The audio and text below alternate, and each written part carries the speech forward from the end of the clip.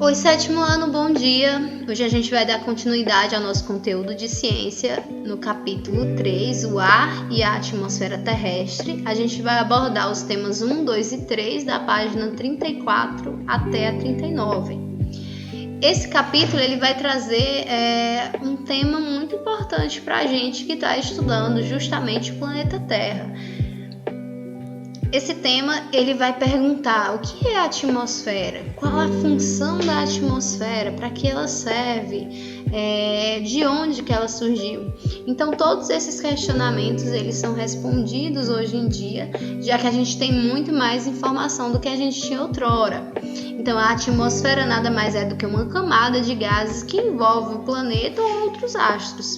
Professora, quer dizer que outros planetas também possuem atmosfera? Sim, só porque essa atmosfera de outros planetas ela pode ser variável, certo? Ou seja, os gases que compõem essa atmosfera de outros planetas elas podem ser variáveis. E se esses gases eles são mais densos, eles vão ser responsáveis pela retenção e manutenção da temperatura durante o dia ou durante a noite. De dia, essa atmosfera ela vai proteger o planeta Terra da incidência de raios solares e de noite ela vai manter a temperatura que foi absorvida, vai manter a temperatura em equilíbrio.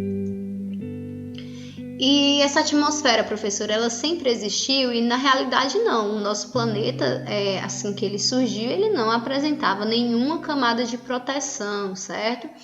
E como é que ela surgiu? Acredita-se que ela tenha surgido através das primeiras camadas da atmosfera, as primeiras camadas que surgiram, elas tenham surgido há aproximadamente 500 milhões de anos após uma intensa atividade vulcânica que acontecia nessa época. Essa atividade vulcânica gerava grandes e densas camadas, de fumaça. E essas camadas de fumaça, elas retinham a umidade da evaporação e, consequentemente, fazia com que em dado momento ela precipitasse. E por que essas nuvens e essa densa camada de fumaça era tão importante, professora? Porque senão essa água ela ia evaporar e ia dissipar, para o espaço. Consequentemente, essa retenção dessa camada, essa primeira camada, essa retenção de água no planeta fez com que possibilitasse esse equilíbrio da temperatura do planeta Terra e, consequentemente, o surgimento dos primeiros seres vivos e, posteriormente, a retenção do oxigênio, que é um grande e importante fato que aconteceu, com o surgimento dessas camadas atmosféricas e dentre outras que são extremamente importantes até hoje. E a atmosfera ela é uma única camada chamada atmosfera e foi, professora, é só isso que eu preciso saber? Não, a atmosfera ela é composta de pelo menos 5 camadas que a gente pode ver aí na figurinha que eu coloquei para vocês. A primeira delas é a troposfera, a gente tem a estratosfera, a mesosfera, a termosfera e a exosfera. E entre algumas delas apresentam inclusive outras camadas intermediárias, certo? A primeira delas que a gente vai ver é a troposfera. E a troposfera, claro, ela começa da superfície da Terra, basicamente no nível do mar, e ela vai até o limite entre a estratosfera, ou seja, ela tem em média uns 15 quilômetros de altura. Ela pode chegar até menos 55 graus Celsius, porque conforme a gente vai subindo para as camadas mais exteriores, a temperatura ela tende a diminuir, porque a primeira camada vai reter a temperatura, mas conforme eu vou subindo em direção às outras camadas, eu vou perdendo temperatura. Justamente por ser a camada mais próxima do planeta Terra, ela é a que apresenta a maior concentração de gases. E conforme eu vou subindo, eu tenho essa perda de gases, Quanto mais próximo da Terra, mais gases eu possuo. Quanto mais eu subo, menos gases. E nessa primeira camada, a troposfera, é onde a gente tem os balões de passeio e os aviões comerciais. Eles só atingem esse primeiro limite, certo?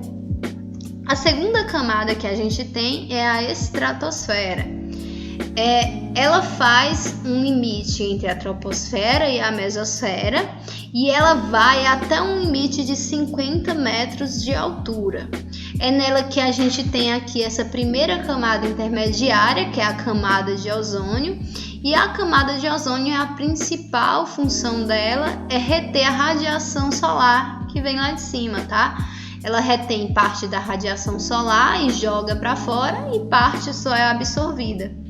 É aqui que a gente encontra os balões meteorológicos, ou seja, é aqui que a gente sabe quando vai chover ou quando não vai chover e etc. Inclusive tem até um filme recente que estava concorrendo ao Oscar, que vocês estão aí de recesso e tem um pouco mais de tempo, dá para vocês assistirem, os que gostam.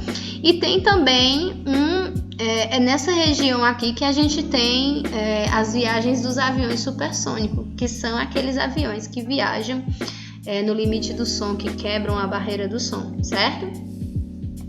Continuando, a gente tem a mesosfera. E o que é a mesosfera? Ela está ali bem no intermédio, no meio, claro, recebe esse nome. Ela chega do limite entre 50 metros a 90 metros de altura e ela é uma camada que apresenta pouca quantidade de gases, certo? Óbvio que eu já disse, quanto mais a gente sobe em direção às outras camadas, menos gases a gente tem. Então, justamente por causa dessa pouca quantidade de gases, é que a gente tem aqui o que a gente chama de estrelas cadentes. Por quê? Devido à combustão dos corpos celestes. Como tem menos quantidade de gases, esses corpos celestes eles entram com mais facilidade em combustão. Porque reduz a velocidade, como tem poucos gases, reduz a velocidade e aí eles entram em combustão. A termosfera é a penúltima camada, tá, que a gente tem. Ela vai até 90 metros, de 90 a 500 metros de altura. É aqui onde a gente tem os satélites artificiais, tá?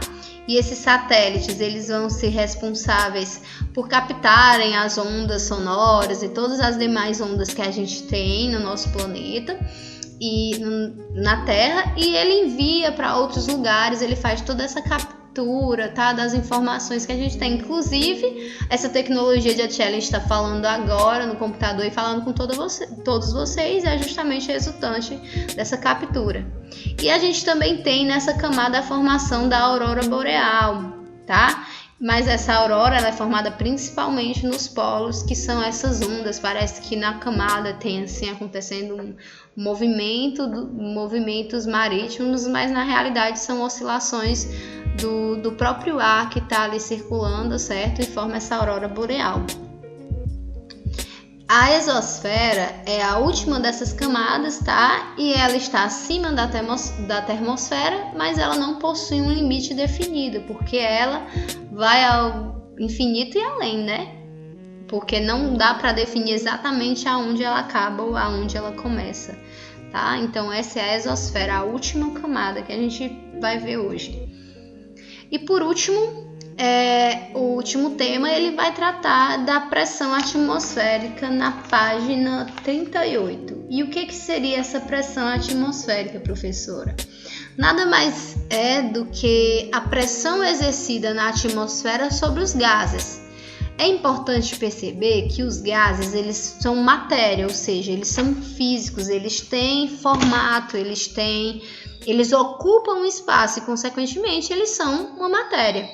E a outra coisa que eu preciso entender é que quanto mais menor a altitude, quanto mais baixo, quanto mais